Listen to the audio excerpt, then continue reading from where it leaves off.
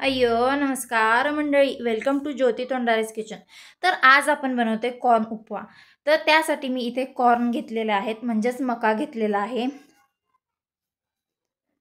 आता आपण त्याच्यासाठी कांदे कापून घेऊयात.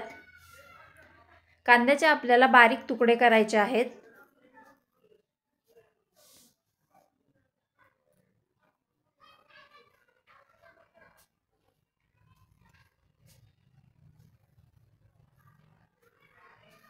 आता आपण कांदा बारीक कापून घेऊयात.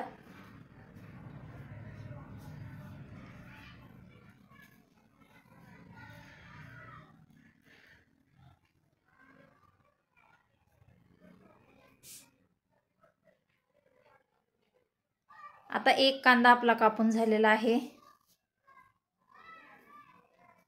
आपण भरपूर प्रमाणात कॉर्नचे दाणे म्हणजेच मक्याचे दाणे घेतलेले आहेत, त्यामुळे आपल्याला इथे 3 कांदे लागतील. तर मी अजून 2 कांदे कापून घेत आहे.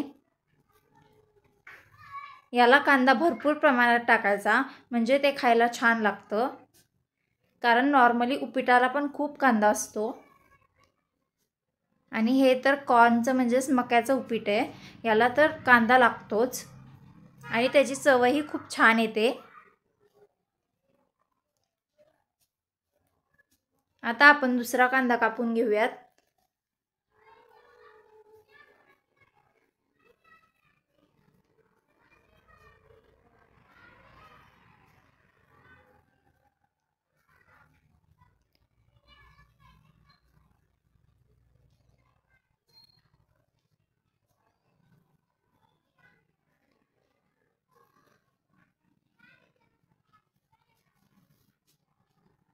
आता आपण शेवटचा राहिलेला तिसरा कांदा कापून घेऊयात.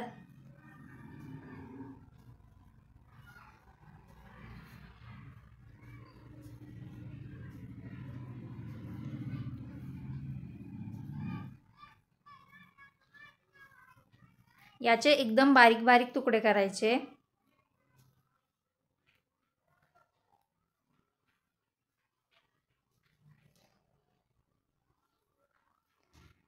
आता आपला कांदा कापून झालेला आहे. आता आपण मका बारीक करून घ्यायचा. मका बारीक होत नसेल तर त्यात थोडंसं पाणी टाकायचं आणि बारीक करून घ्यायचा. अशा प्रकारे आपला मका पूर्ण बारीक करून झालेला आहे.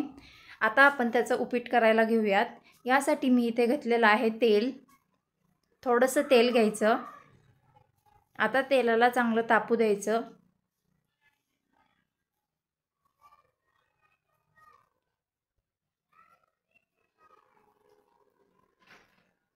आता आपण तेल गरम झाले का ते पाहूयात. अजून तेल गरम झालेलं नाहीये.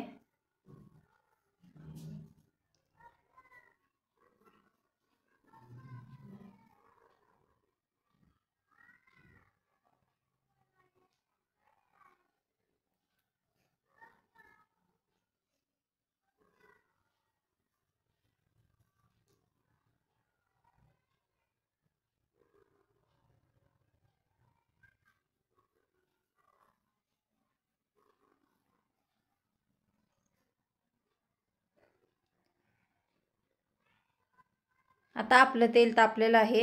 आता यात टाकायचे जिरे, थोडासा कांदा. आपण जेवढे 3 कांदे कापले होते तेवढे सगळे कांदे मी टाकलेले आहेत. आता हे व्यवस्थित परतून घ्यायचं.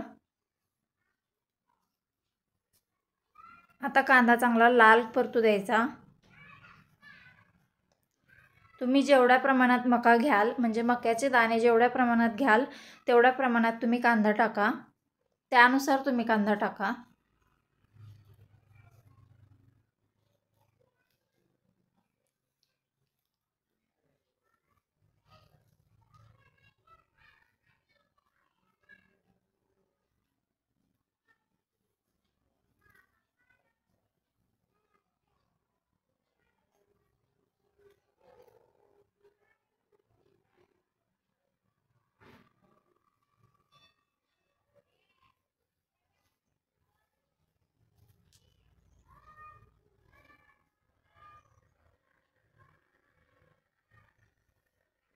कांद्याला मध्ये मध्ये परतत राहायचं, म्हणजे कांदा करपत नाही.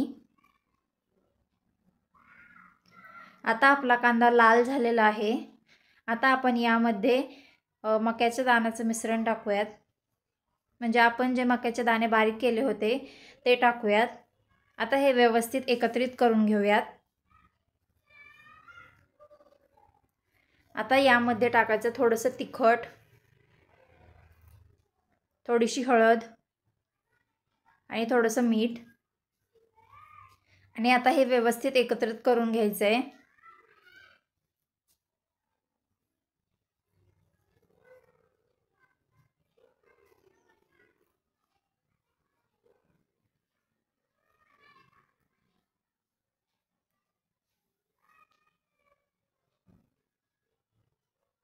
आता याला आपल्याला झाकून ठेवायचं आहे, म्हणजे ते व्यवस्थित वाफवेल.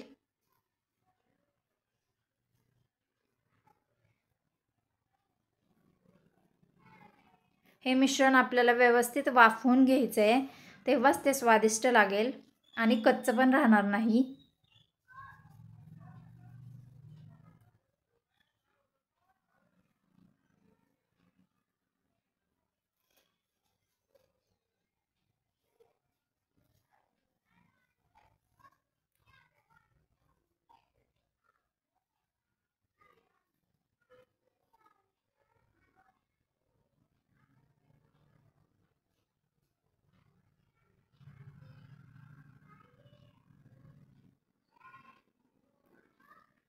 आता आपण बघूयात की वाफून झालेलं आहे का मिश्रण. अजून थोडंसं मिश्रण वाफून झालेलं नाही आहे.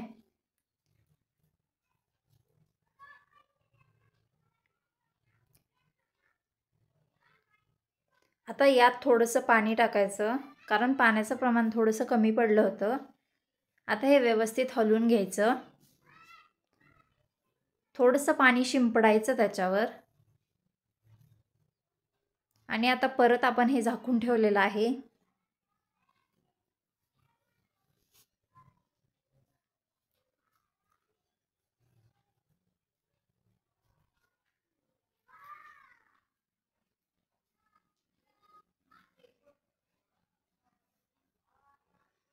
आता पाहूयात की हे वाफवलं आहे का. हे व्यवस्थित वाफवून झालेलं आहे.